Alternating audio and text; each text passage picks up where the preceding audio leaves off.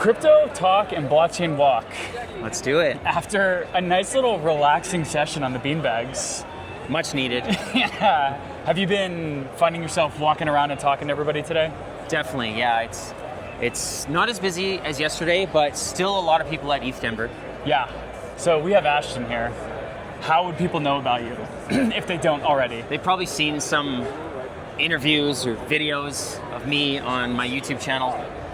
We've done over 1,500 videos since 2014, from one blockchain protocol or another, scrolling X or on YouTube, seeing the videos.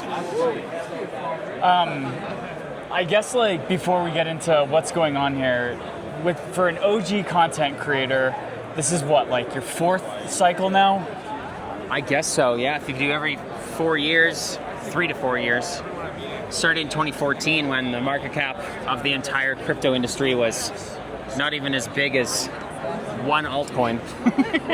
If you survive past then to the 2017 cycle, and then 2 more crashes, 3 if you count the one we're in right now, depending on your view of the market. We're in a crash, yeah. So yeah, 3 crashes plus the beginning. We're into the 4th cycle here. So I think like the number one thing that I want to know from you, selfishly, is how do you keep the drive for wanting to be here? Every cycle, we see charlatans come about, we see the next blockchain project that's going to revolutionize everything, and then 95% of the time, everything fails. The narrative is never different. We see familiar faces come and go. We see people who made it who shouldn't have. What is your why? What's your drive? Why are you still here after all these years? Any startup is going to go through adversity. You look at the .com days, 90, or any power law of any portfolio, 90% of projects die, or 95%. You could give the same question to like Jeff Bezos from Amazon. Sure. It's like, why are you continuing to do this when .com bubble is popped now? It's like, okay, now we're the largest company in the world because we believed in the internet and we believe in blockchain technology as the next version of the internet and the next version of money. Combining that together with the financial industry is inevitable. It's just a matter of doing it properly and in the right time, and of course it's not going to happen overnight, just as the .com bubble took 10 plus years for all the companies to try and die, and then eventually the use cases get worked out. Now with the rise of AI, we're seeing the next level of technology integration into the world, and a lot of people at ETHDenver are talking about AI agents, and some of the smart ones are talking about, what about the payment infrastructure for physical AI, or for physical robots, the X402, and these other ways that, how are we going to pay? The agent's not going to have a bank account and be like only operating 9 to 5.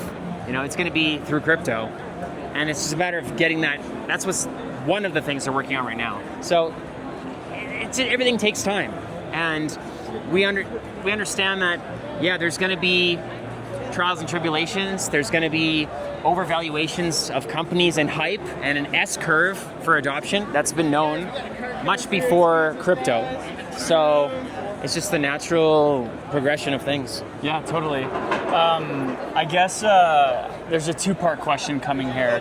What first excited you about crypto that you're still excited about today? Well, it's a good question, because I think one of the major frustrations that everyone has is being able to send money whenever they want. And owning it yourself is obviously a good thing, and it's nice to have. But trying to send money to somebody at night or send a small amount without having to pay fees, it's been an obvious use case since from the beginning. Yeah. It's like, hey, I want to buy something from you or from a store. Let's pay with crypto, and not have to rely on an app that you're not really holding your own money. If you go to the bank and try to ask them for your money, there's 21 questions, and then they still don't want to give you your own money because it's not your money. Right. But the coins in your wallet, depending on what blockchain and what crypto, for the most part, are your funds. So that's a huge advantage. Cool. That's fundamental difference in what we see in money. Yeah. And then I guess you were just kind of hinting on the rise of the AI agentic narrative, but what today is exciting you about crypto that you did not think would excite you when you first got into the space?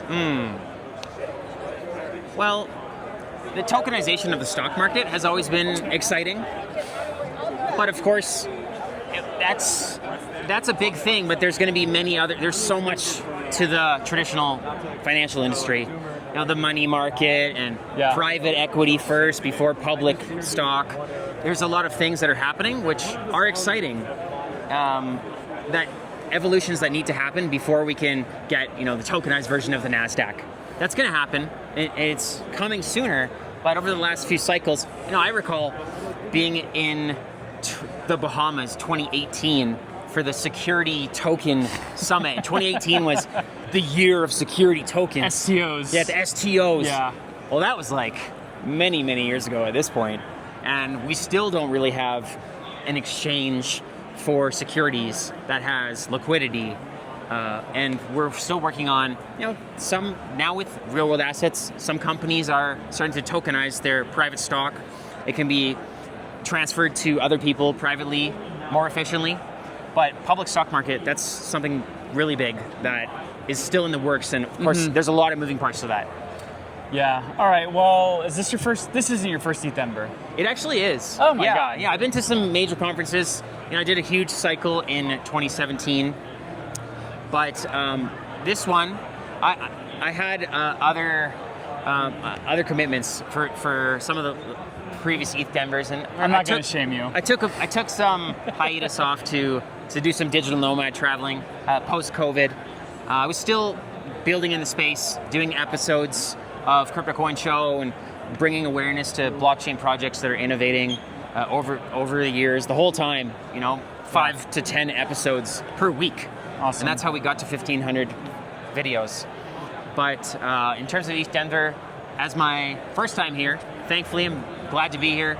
A lot of builders, which, with AI agents now seems to be one of the major topics alongside Ethereum, of course. Yeah. There's so many more builders because people can start building things and they don't really need to have any technical expertise. So it's amazing to see a lot of people are building stuff here. So for better or worse, is this living up to the hype and expectations that might have been made? Yeah, I think it is. You don't want to have too much overhyped retail or newbie interest. And yeah, you want the retail to come in to be your liquidity, maybe. But it's great that there's more builders here. And if I can, one of the recent conferences I was at the Bitcoin Vegas last year in 2025. Right. And there was like 20 to 30,000 people. The vice president was there, and it was a lot of retail, a lot of hype, but not a lot of building going on. And this is a lot more fundamentals here, so I'm impressed with it. Cool, man. Another selfish question for myself. If somebody out there is deciding that they want to start getting into Web3 and crypto content, what's, other than posting 5 to 10 times a week, what's a piece of advice that you have for somebody who's out there trying to grow an audience? I think building a niche in the type of sort of sub-industry in blockchain that they're personally interested in. What are some of the coins that you first got interested in, and maybe you bought some? Was it DeFi? Was it some subsector of an industry that may not be related to blockchain, but how blockchain is innovating on that? Find something that you're interested in, of course. If you're going to be making content, it needs to be what you're interested in. If you're just interested in investing in general, talk to the founders, look for early stage projects or upcoming token sales, things like that. Sort of hone in on that. Or if it's the markets and trading, there's always room for more content creators.